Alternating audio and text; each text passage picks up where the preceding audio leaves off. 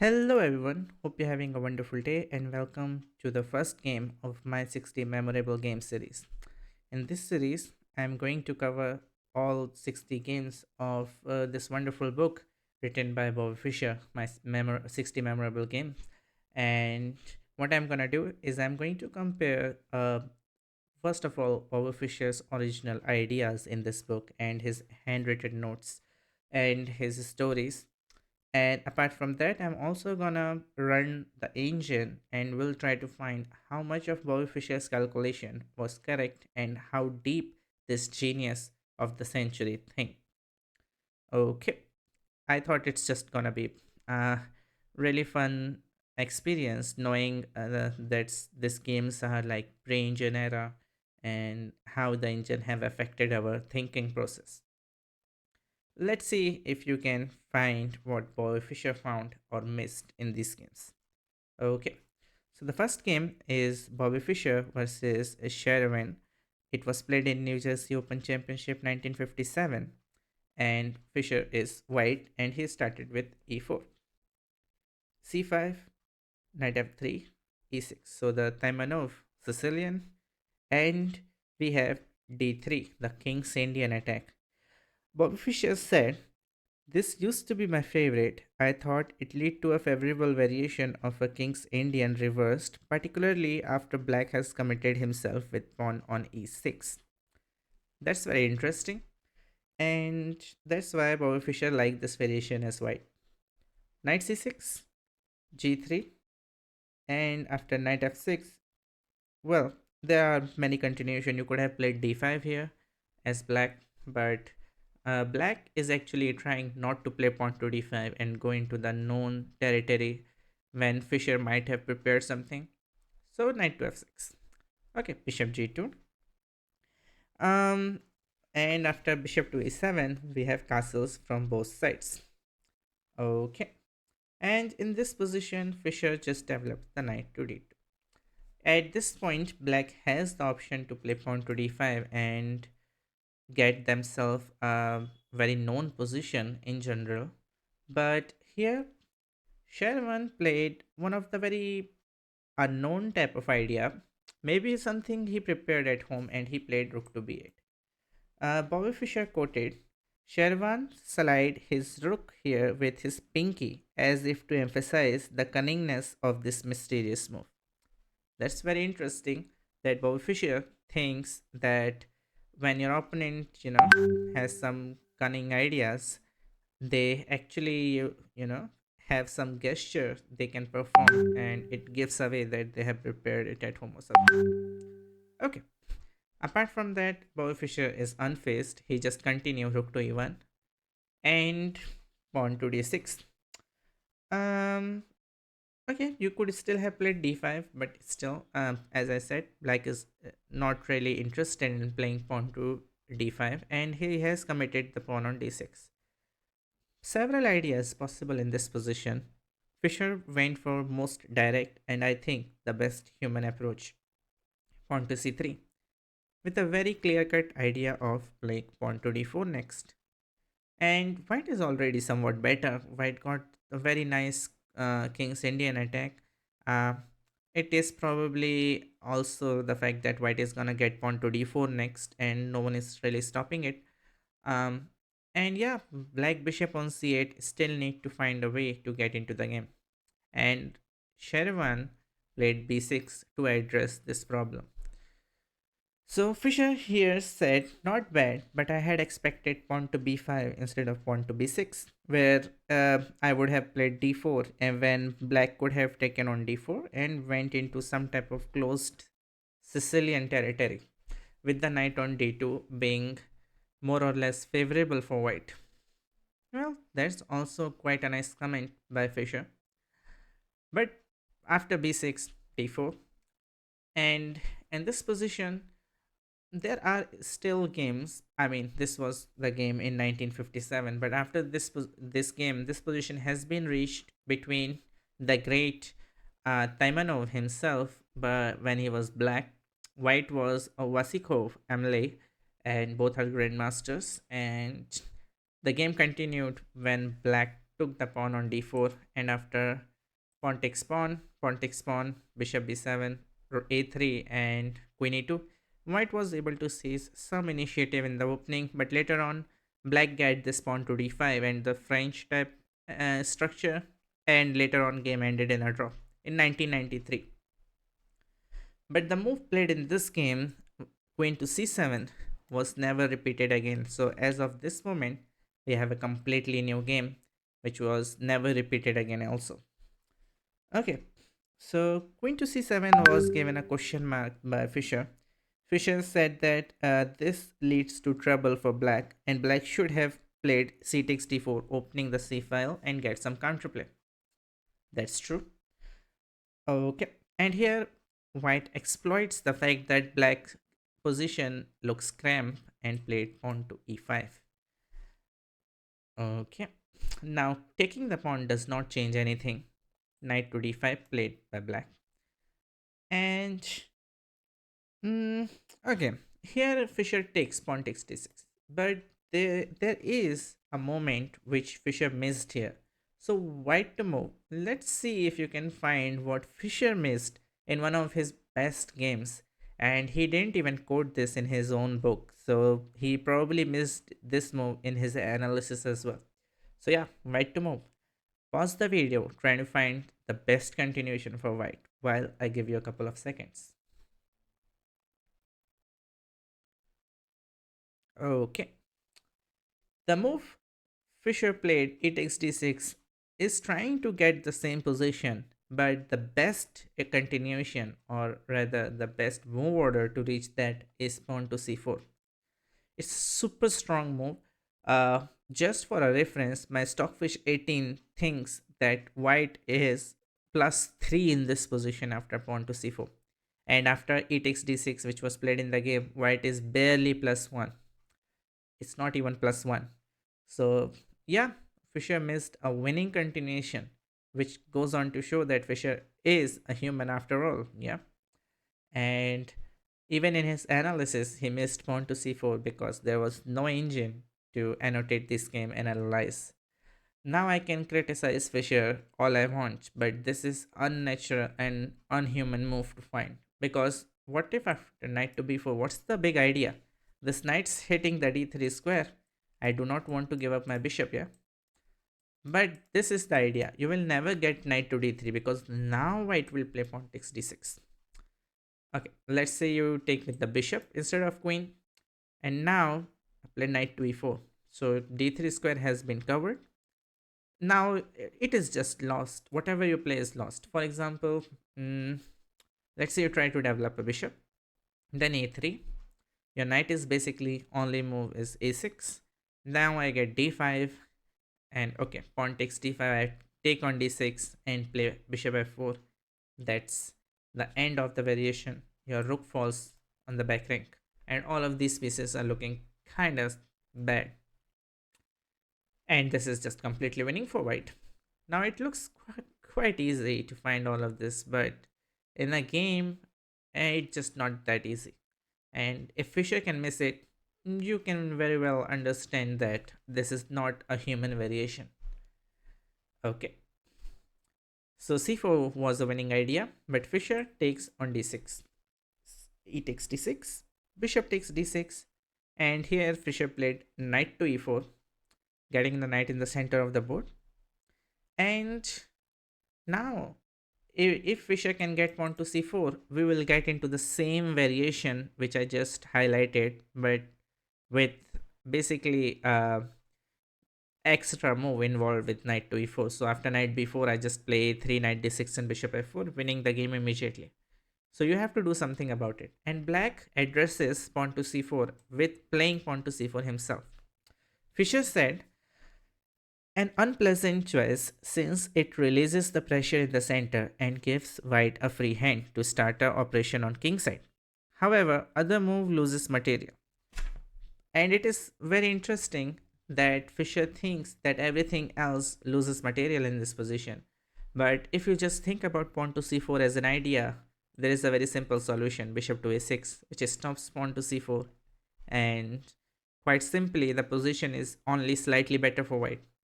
According to my Stockfish 18, which is the latest engine out there, uh, on the white's only continuation is takes, and bishop d2. When white has a very solid bishop pair, white will try to play pawn to c4 at some point.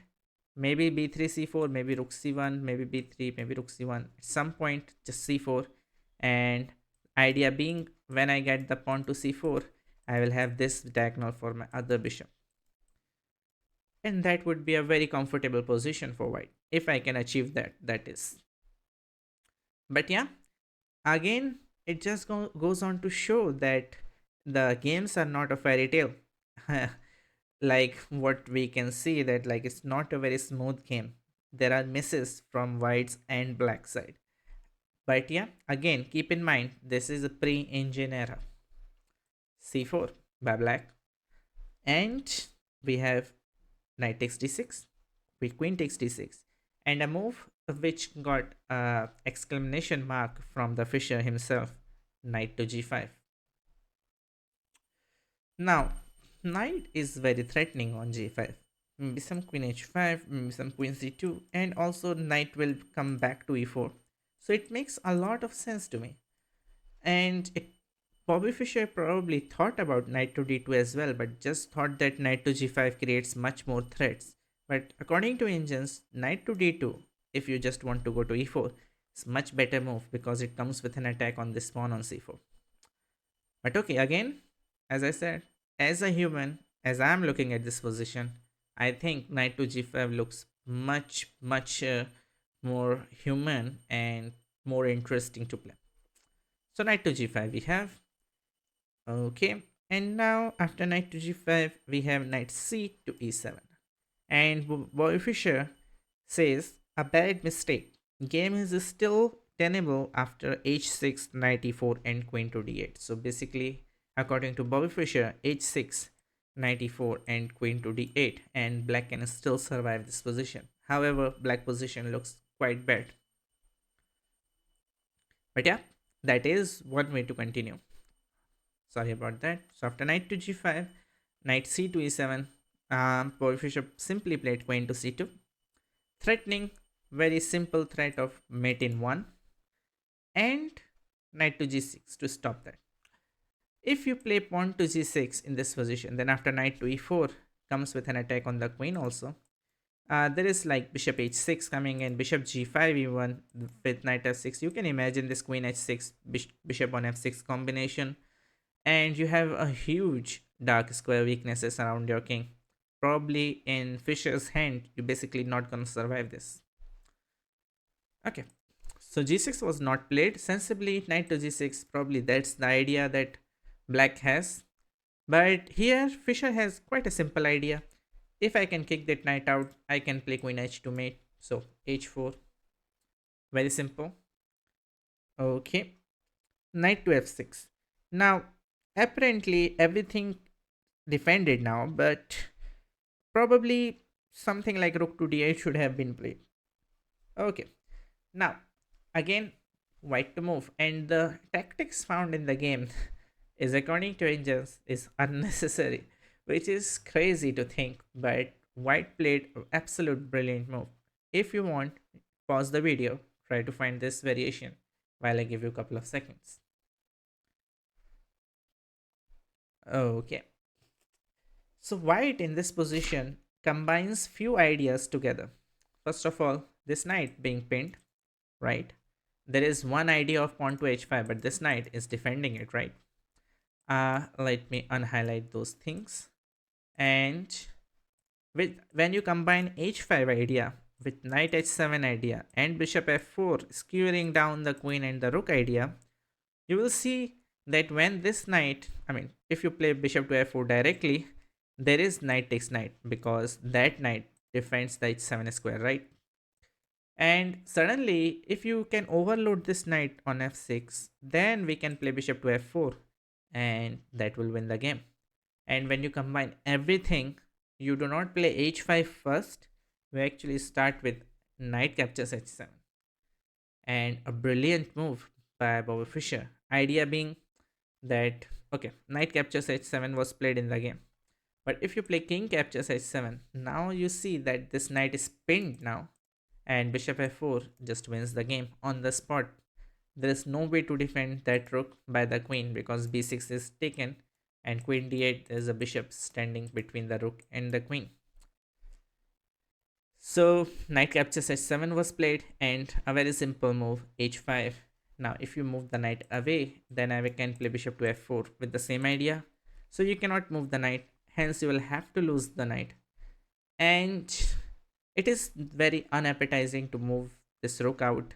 I mean, let's say you play bishop b7, I take this knight, also attacking that knight, and your kingside pawn structure just ruins out. So black tried a very interesting knight to h4. Now, knight to h4 is the idea that if you take this knight here, you at least have a double pawns and there is no bishop f4 threats anymore because it's just hanging now. So it's a very interesting idea, but Fischer has something to say, and bishop to f4 directly can be played. Which Fischer played here. Um. Okay. So after bishop to f4, we have queen to d8 and g takes h4. Here Fischer said that if I had taken bishop takes b8, then after knight takes g2, um, king takes d2, there is bishop to b7 check, suddenly skewering down that bishop on b8, and black is winning. So that's why g captures h4 first, and now rook to b7 by black. And believe it or not, this was given as an exclamation mark by Fischer himself as their opponent's move. I mean, quite a good move. If you take bishop takes, then bishop takes simply. And for an exchange, this bishop looks absolutely beautiful piece, and these pawns are ruined. So black is doing great. So you should not take that bishop probably. And Fischer did it. And Fischer played again very beautiful move, h6. An exclamation mark again for this move by Fischer himself. And okay, queen takes h4. Fischer said once again, time pressure had Sherwin burying his thumbs in his ear. Instead of trying to mix it up, black should have kept his king sheltered as long as possible with pawn to g6 as black instead of taking the pawn on h4. And white will, after the continuation, will stay the pawn up and with two bishop, but it might still be tenable for black, and black should play that. Okay, h takes g7 by black for white. I mean, king takes g7, another question mark, but at this point we already know that Sherwin is very low on time. Fischer said that it is suicidal. The last hope would have been to move the rook from the f8 square to d8. And after that, he was planning to play queen bishop to g3, and after queen to h6, I thought queen e2 is hard to meet. And in a time pressure, a lot of threats are possible. And I mean, two bishops, that rook is hanging on b7 for a while now. And yeah, it's quite a nice position, and no doubt Fischer would be able to finish that position. But okay, in our game, king takes g7 was played, and we have a very beautiful move by white actually. Rook to e4, quite simply threatening bishop to e5 check, winning the queen on h4. It's quite a simple threat, but when your opponent is low on time, that's how you take advantage of it. It doesn't matter if it's the best move or not. It creates a threat. Your opponent has to deal with a very unpleasant threat, and there is not very good ways to deal with it. And that goes on to show that Fischer actually playing a very human chess right now, just posing problem to your opponent when your opponent is low on time. That's just how human plays chess, right? You do not play the accurate moves. You actually play the move which forces your opponent to think a lot. And yeah, queen to h5 found by black. And another beautiful move by Fischer, rook to e3. Now threatening to swing the rook this side or that side of the board. Now you have to calculate constantly that which rook move will come next and how are you gonna react to it. And Sherwin played f5, and after rook to h3, queen to e8. Now Fischer said, okay, I mean queen g6 just loses to rook g3. That's quite simple. So queen to e8, bishop to e5 check, and okay, now that bishop is a monster piece. Knight to f6, and by Fischer gives next move an exclamation mark because white is actually keeping the rook on b7 hanging. Played queen to d2. Quite a simple threat, queen to h6 check, which will probably ends in a checkmate. So yeah, very little you can do about it. You have to run away. King to f7, queen to g5, again threatening the knight, queen to e7, and bishop takes f6, queen takes f6, rook h7 check, and after king e8, queen f6, queen f6. Sorry, if you play rook takes f6, then well, the simplest bishop takes b7, and I'm just up a rook. So rook takes h7 was played by black, and I mean, yeah, bishop to c6 check. I'm not even capturing that rook. I mean, capturing anything. Right now, if you block with the bishop, e6 pawn hangs, and if you block with the rook, of course, the rook hangs. And here, Sherwin resigned, and what a game by Fischer. Just goes on to show that Fischer is quite human himself. His analysis, his moves are very humane. Even though, even in the human territory, he had some of the crazy moves, crazy ideas, but the way he is thinking, the way he played out this game, and the mistakes he did, his opponent did, and how he took advantage of them is very instructive. So yeah, that's the game. I hope you enjoy it, and till next video, take care. Bye.